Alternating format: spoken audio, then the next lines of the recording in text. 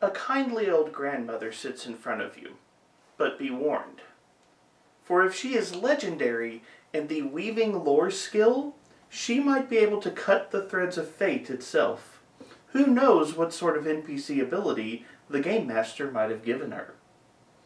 Today, we're going to talk about the NPC Gallery from the Gamemastery Guide for Pathfinder 2e and how you can use it as a storyteller on today's episode of The Local Disaster Tour Guide.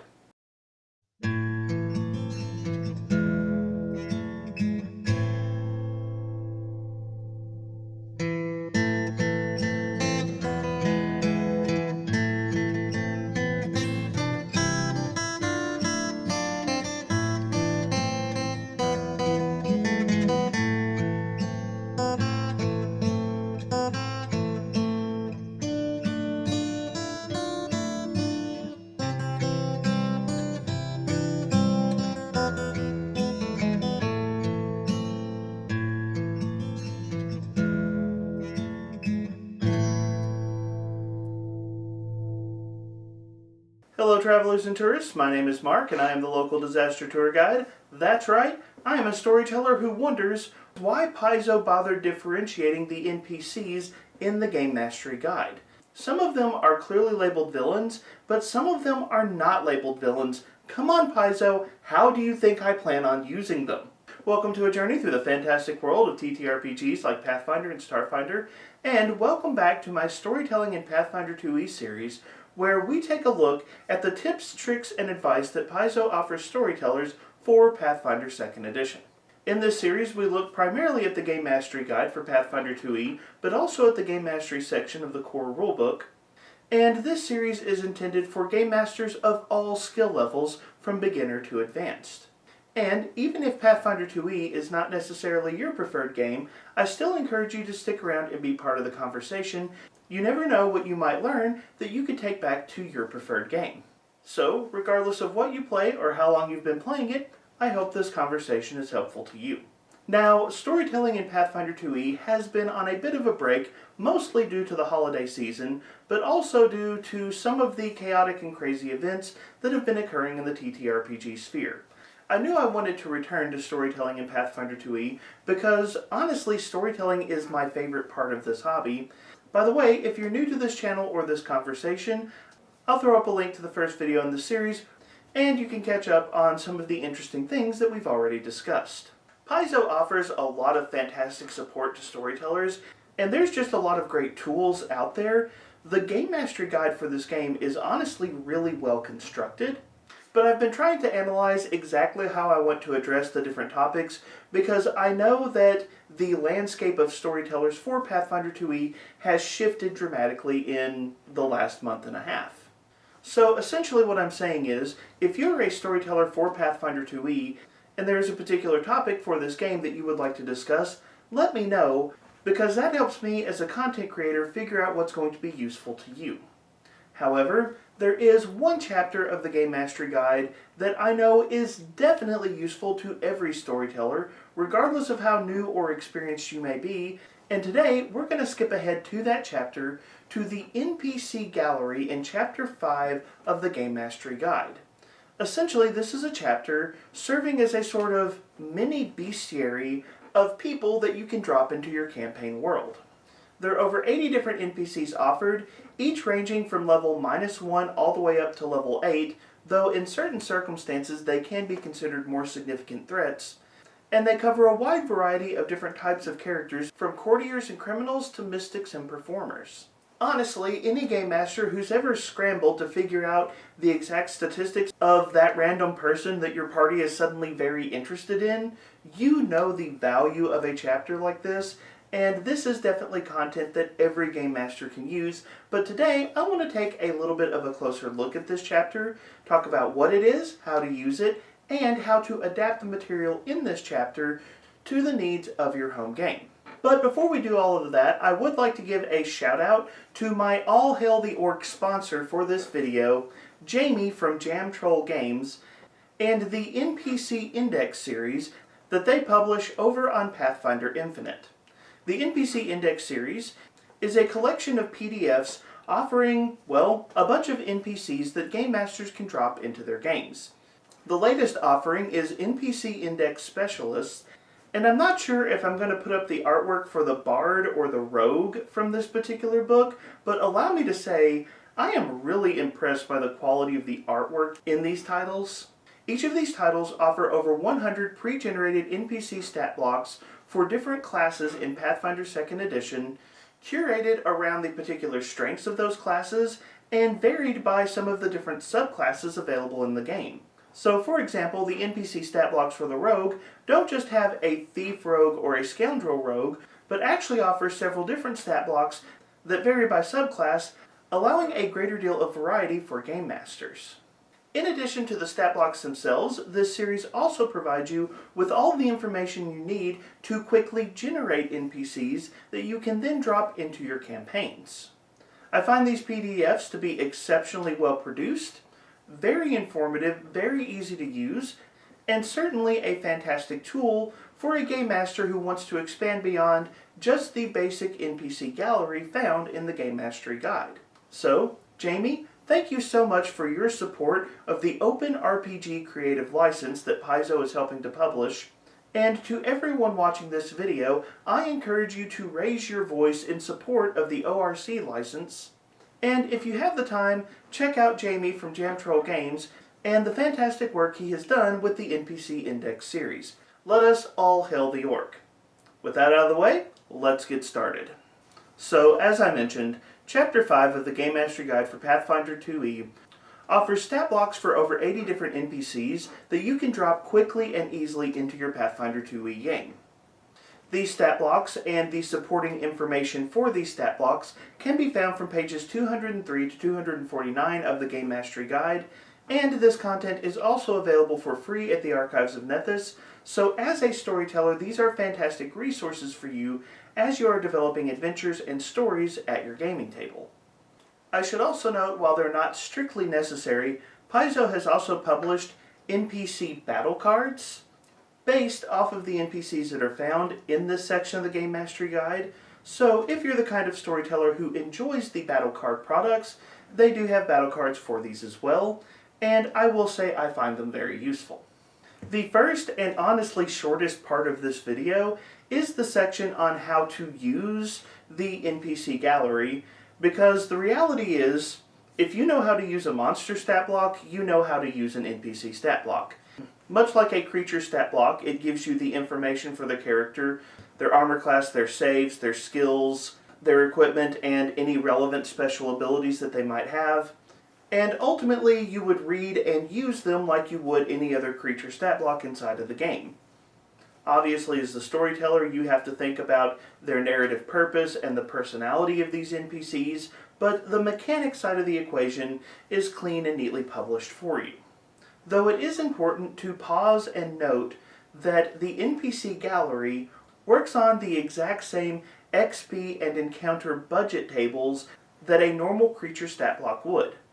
So if your party is dealing with a creature level 3 unicorn and a level 3 noble, they have the exact same XP budget in terms of figuring out how you should scale the encounter and how you should reward your players. That level 3 is consistent across both aspects of the game.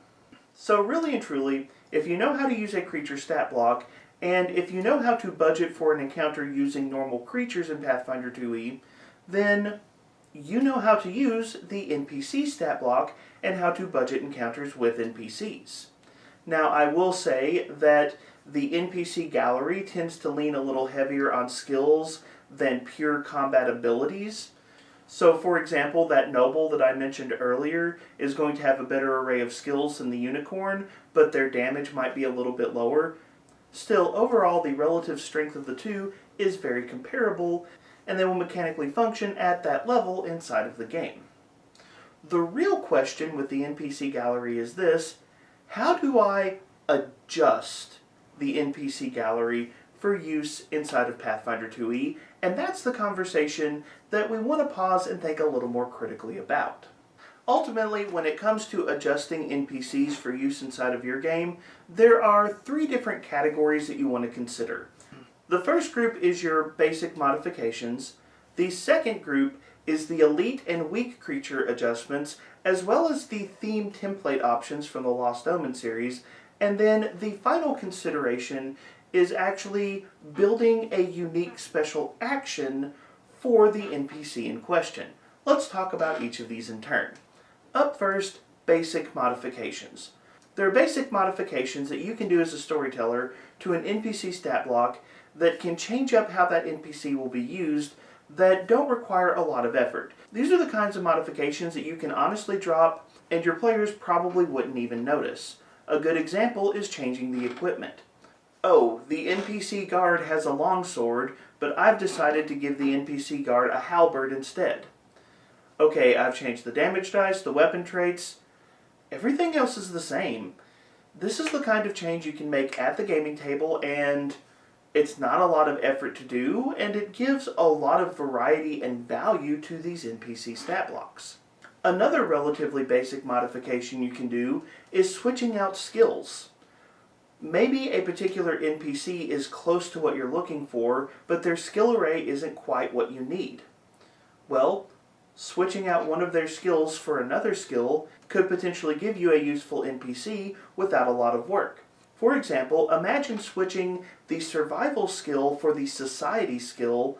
You have dramatically changed how that NPC functions by essentially changing only a single word. There's one more modification here that is a little bit more complex, but this is still something that you can do pretty easily, and that is adjusting the ancestry of the NPC. Now, the NPC Gallery for Pathfinder 2e, the one in the Gamemastery guide, all of those NPCs are human. They deliberately wrote them all that way, and then they give you guidelines so that you could quickly switch out a human for an elf or a dwarf or a halfling or whatever the case may be. You can basically come in and make a few quick adjustments to the stat block to reflect the fact that the party is dealing with an elven merchant rather than a human merchant, and as a game master, the vast majority of these adjustments will be pretty easy to do. You might adjust defenses or skills by +1 or -1 to reflect ancestry boosts and flaws. And you might need to add some perception-related abilities such as low-light vision to the stat block to reflect the fact that you have changed the ancestry around. The last thing that you might consider doing is adding an ability from an ancestry feat.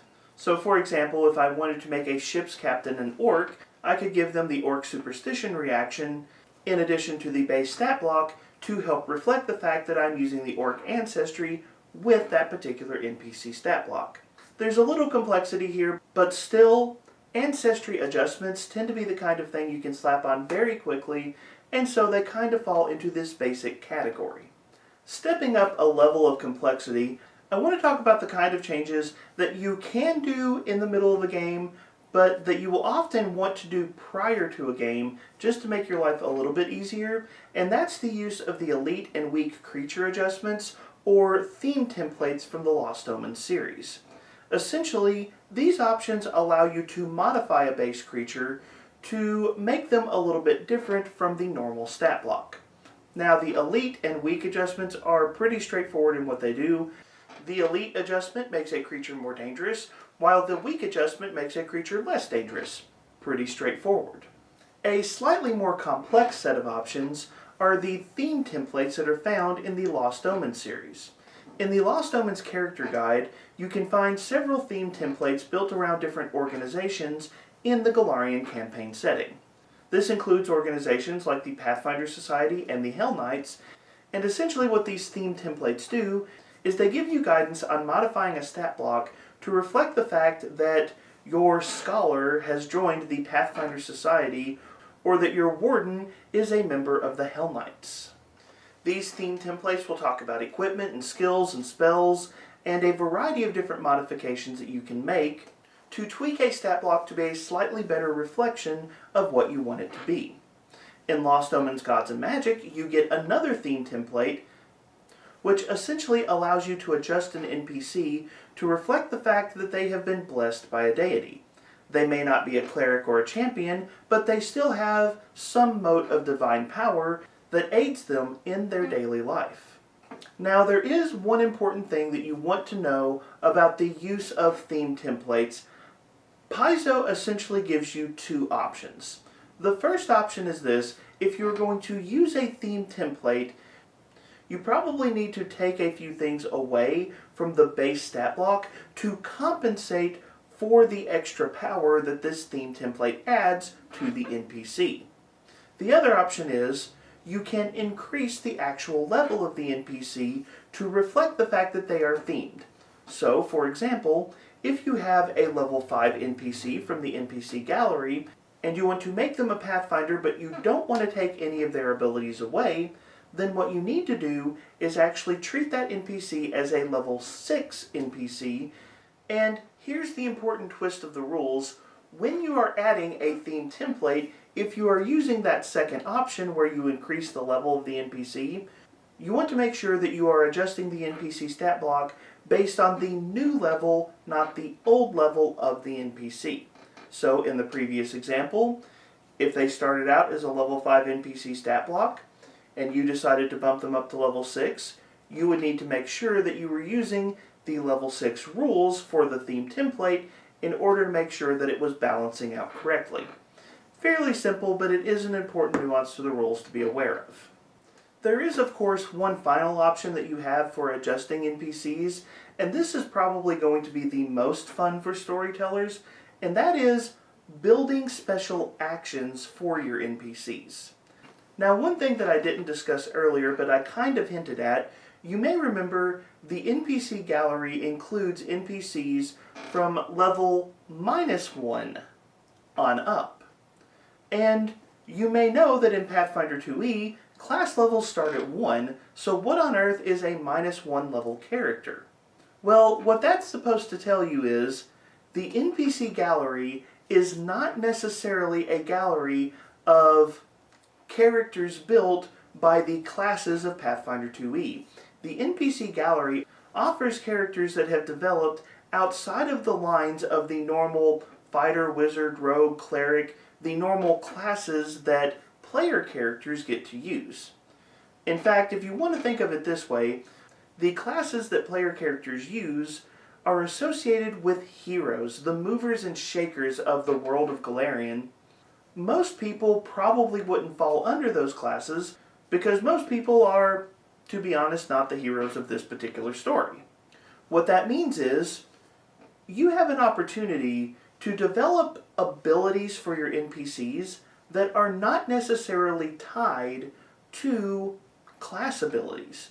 You don't have to think strictly in terms of, oh, do I want my NPC to have sneak attack or power attack? Neither of those has to be an option. You're building a non-player character, and you have an opportunity to give them unique actions and reactions based not on their heroic class, but rather on the career that they fill inside of society. So, for example, a lawyer may have a special reaction called objection! And I swear that's not just me shouting out the channel Legal Eagle. You as a Game Master can come in and kind of do whatever you want with that particular NPC's role in society, but I will tell you that Paizo kind of gives you a quick and dirty trick if you want to build a special ability for an NPC without spending a lot of time, and that is, let them use lore skills in a unique way. This is seriously the default for a lot of the NPCs in the NPC Gallery. They will have a lore skill related to their career, and then they will have some kind of action or reaction that allows them to use that lore skill in a way that player characters might not be able to do. And the really simple example is the baker can use the baking lore skill to make a diplomacy check because they brought cookies and everybody loves the person who brings cookies to the meeting. Normally that is not a legitimate use of the lore skill, but for that NPC, they can do it. As a storyteller, if you really want to have some fun with this portion of the Game Mastery Guide, spend some time asking yourself, what unique actions and reactions can I give my NPCs that they can use to aid or hinder my players inside of the game? So anyways, this has been a quick look at Chapter 5 of the Gamemastery Guide, the NPC Gallery, which is a phenomenal tool for storytellers who want to drop NPCs quickly and easily into their world. And by using a variety of simple tools, you can find yourself with an incredible array of options of different characters for your players to interact with. Honestly, Chapter 5 of the Gamemastery Guide is probably the most useful chapter in the entire book, and any Game Master from beginner to advanced, you're going to get some serious mileage out of this chapter, and the more you learn to use this chapter well, the more fun you're going to have. But that's all I've got for you today, so let me turn the conversation over to you. What are your thoughts about the NPC Gallery that Paizo provides us, and what tips, tricks, or advice would you offer storytellers who are looking at using this NPC Gallery at their gaming table? Do you have a particular favorite NPC from this gallery? Or do you know of other similar resources that Game Masters can use to quickly drop characters into their games? Don't forget to check out the All Hail the Orc sponsor for today's video, Jamie from Jam Troll Games over on Pathfinder Infinite, especially his latest product, NPC Index Specialist, which can take the concepts we've talked about today and expand on them in a number of fun and exciting ways. And as always, don't forget to do all of that YouTube stuff. If you've enjoyed this video, please remember to like, share, subscribe, check out my free Discord and my Patreon. Both of those will be linked in the video description. And of course, most importantly, jump down to the comments section and be a part of the conversation. But as always, thank you so much for being here. Thank you so much for being part of the conversation. Have a wonderful day.